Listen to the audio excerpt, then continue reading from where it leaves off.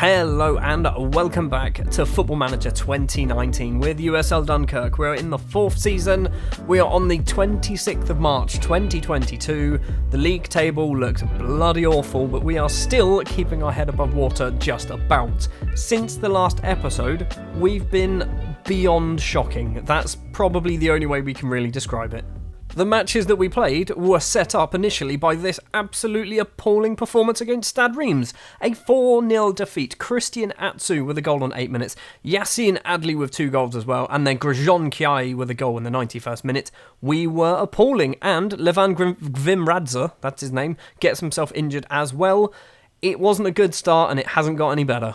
Because up against Le Havre in the second match, we lose this one 2-1. 2 minutes were on the clock when Jean-Bernard Petit opens the scoring. Konstantin Mushashvili then pulls one back for us on the 49th minute before Jean-Pascal Fontaine, which is probably one of the most French names you can possibly get, scores the winner for Le Havre on 55 minutes. That is 2 defeats out of 2.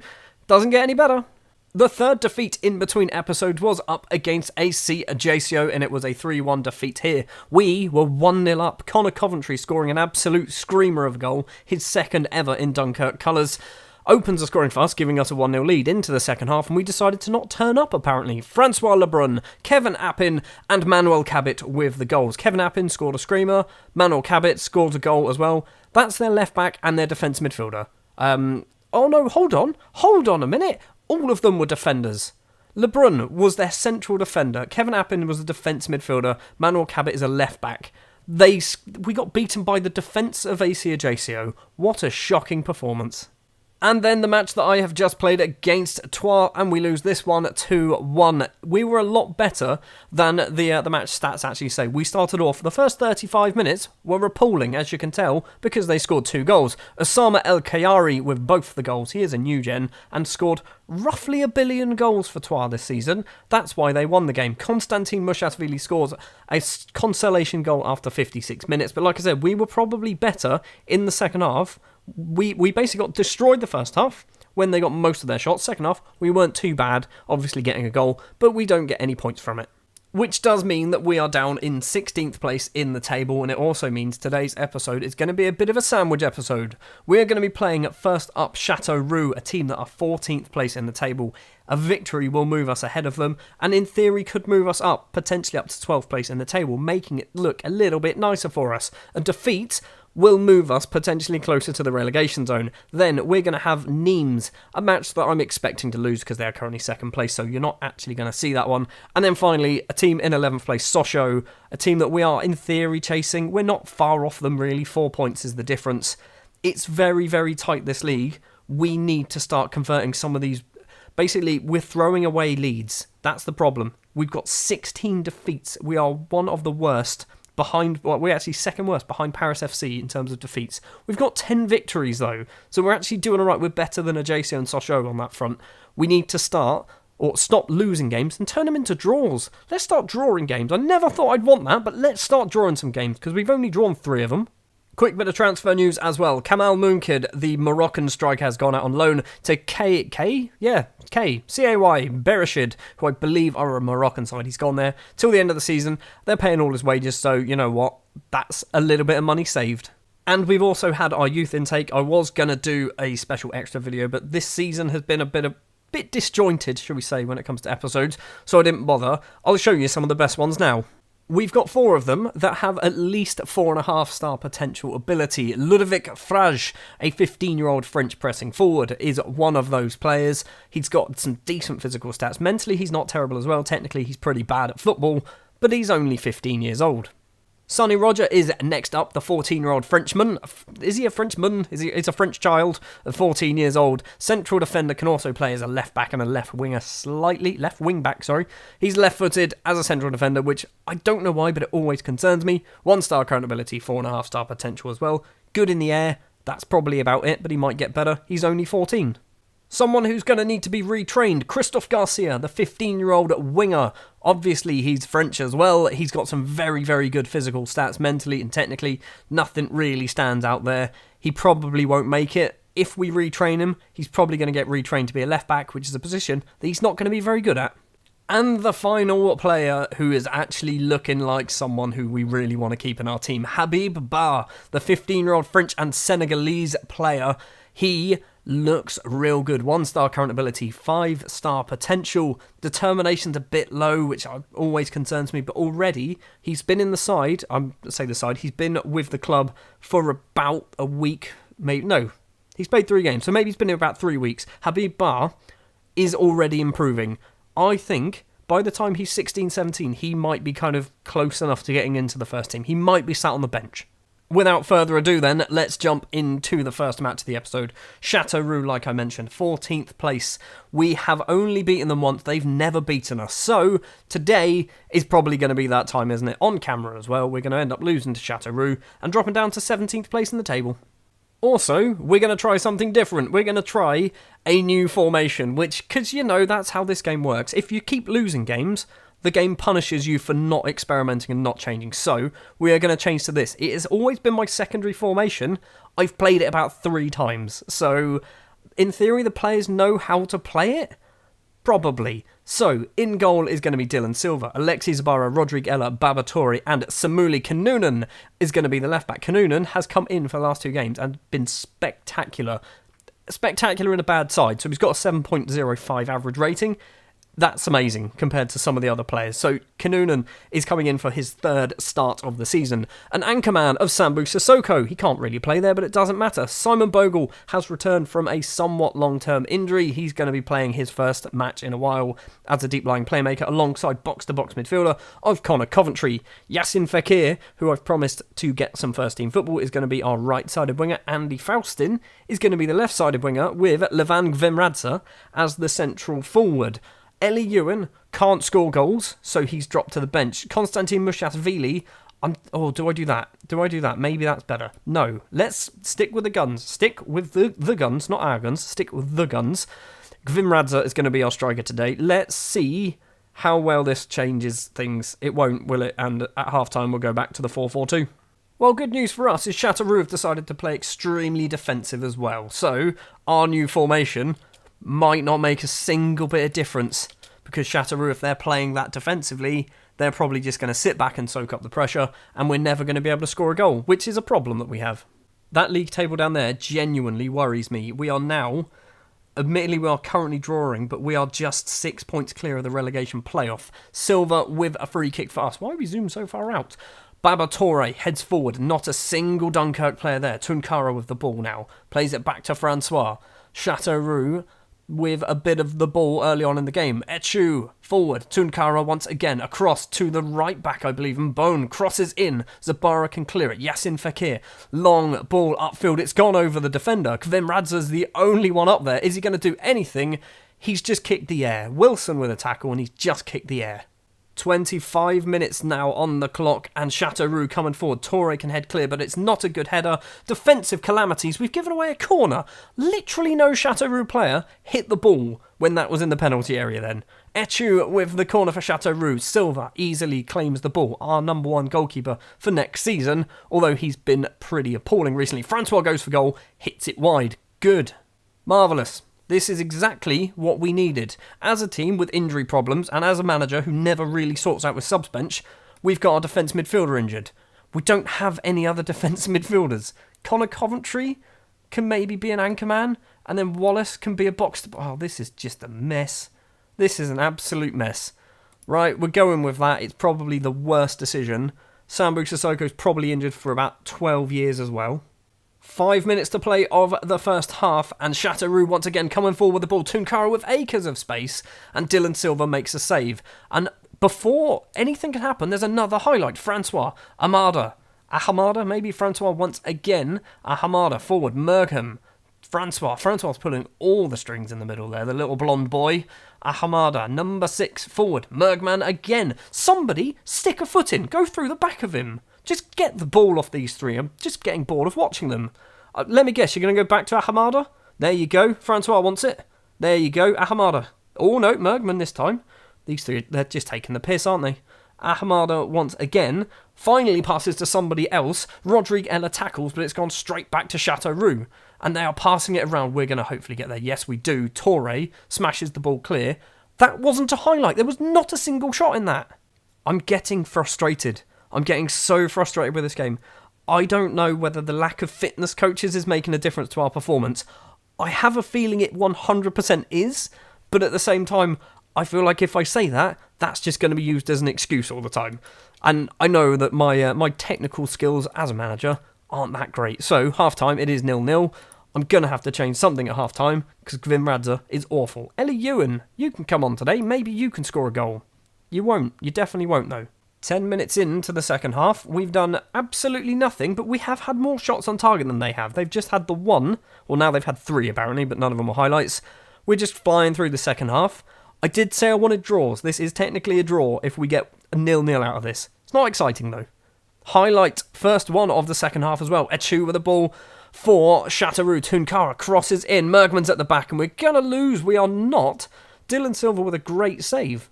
Final 10 minutes, Andy Faustin's going to be coming off for Konstantin Mushiashvili, who we are going to stick as an inside forward on support, because that's his best role, and he's not actually left-footed as far as I'm aware. I'm not sure I'm happy with a 0-0 draw here. I'm really not, because this is a team that were close to us. This is a highlight as well, isn't it? You... Seriously? Seriously, game. In the 93rd minute, they've scored a winner. Oh, you are having an absolute laugh. What happened here? Number 4 just didn't bother. Who are you? Who are you? Is it Rodriguella? I think it's Rodriguella. Oh, seriously, game. Seriously, this is not a highlight, is it? It's gone into the penalty area. It's cleared. The full-time whistle goes. And we've thrown away another point. Just get a flipping draw. We've played 31 games now. Drawn 3. How are we so bad at not conceding goals? Going to give them an aggressive team talk, and you're coming in for training tomorrow. At this rate, no one's having a day off. Great. Sissoko's out for 4 to 5 weeks as well. This is just perfect. You can see there the injuries that we've got.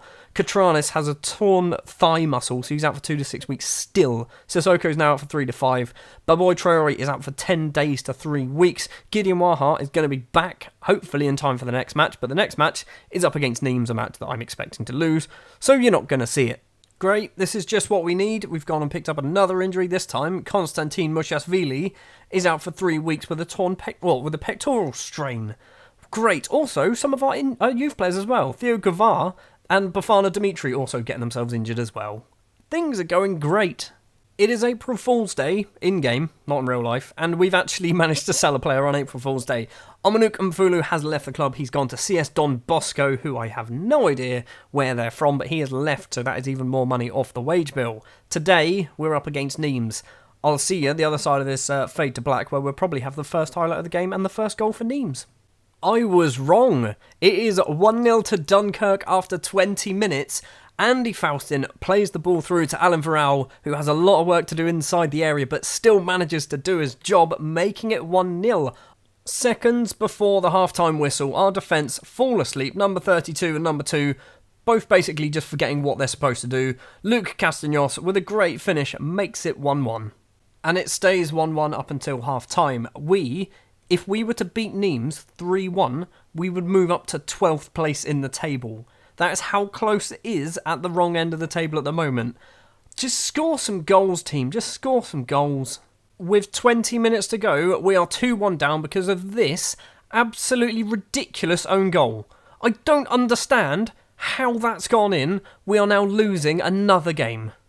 And that own goal was the deciding goal. Why are we losing? I feel like we're not being FM'd in the literal sense, where you have 6,000 shots and only score 1 goal and lose 2-1. We're being FM'd by the fact that the computer's going, you know what? You're going to concede a stupid goal now. We've done that probably the last 7 or 8 games. We've conceded at least 1 stupid goal per game now. So after that defeat, we remained 16th place in the table. At one point, we did drop down to 17th place because Concarneau, I believe they took the lead over Clermont Foot. No, they didn't. They equalised and they had a better goal difference. Then Clermont Foot managed to score a penalty in the 80th minute. So up next then, Sochaux, a team currently sat in 12th place, a team that have played 30 games, won 10, drawn 10, lost 10. So we have no idea what this is likely to be. Probably we're going to lose because we've lost 18 games out of 31 now. In a bid to lift team spirits, we're going to have a team meeting. We're going to be passionate about it. I'm really keen to ensure our heads don't drop. That's the obvious choice. Everyone is absolutely delighted. Passionately, that is exactly the sort of reaction I was after. The morale has gone up. Admittedly, it wasn't particularly bad. The only bad ones are players like a Chuacha or a Voisin who aren't actually playing. Everyone else is, yes, it's on a downward, but quite a few of them are fairly good. So I feel like it's not going to make any difference here. We're at the day of the Sochaux match, and lo and behold, we've picked up another long-term injury, 2 to 3 months this time for Wallace, with a torn abdominal muscle. This game's broken. Right now, this game is completely broken, because I think I've worked it out what our problem is.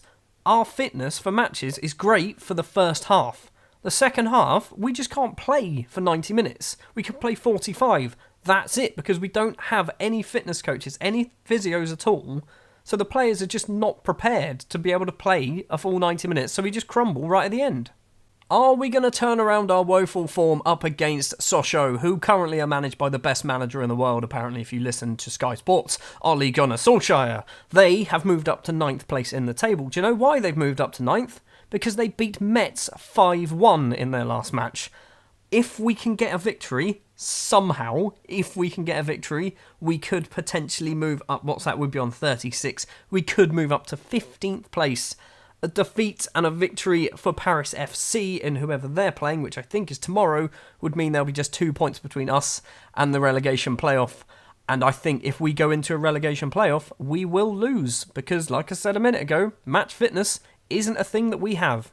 The starting lineup, we are going to go for them. We're reverting back to the 4-4-2 diamond. In goal is Dylan Silva because Axel Maraval isn't any better. Actually, you know what? No.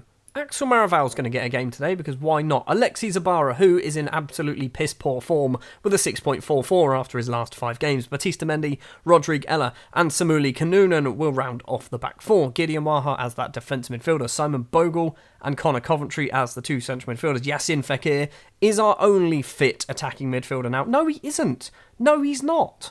No, Diego Alvarez, you're going to play there. You can't play there very well, but we're going to do it anyway. Vim Radza and Ellie Ewan will be the strikers today.